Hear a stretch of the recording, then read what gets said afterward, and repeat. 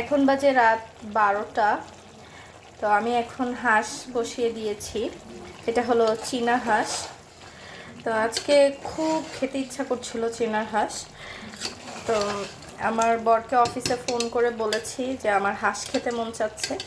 তো অফিস থেকে আসার পরই আমরা বাজারে গিয়ে কিনে এনে বেছে তারপর রান্না বসাতে বসাতে আমার 12টা বেজে গেছে। তো এটা রান্না শেষ করব, তারপর খাবো, তারপর ঘুমাবো। আজকে হাঁসটা খুব ভালো করে কষিয়ে নিচ্ছি। এই শীতে হাঁস খেতে খুব মজা লাগে, তাই না?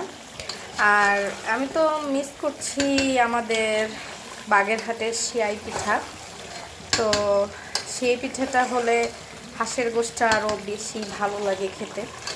মানে হাঁসের মাংস মানেই আমাদের এলাকায় সিআই পিঠা। আর আমার শ্বশুরবাড়ি খায় হচ্ছে রুটি দিয়ে, সেটাও মজা লাগে। তবে হাঁসের মাংস মানেই সিআই পিঠা। রান্না শেষ করতে করতে 2টা বেজে গিয়েছে। এখন আমরা খাওয়া দাওয়া করব। খুব মজা করে ঝাল ঝাল করে আলু দিয়ে রান্না করেছি। তো বাই সবাইকে।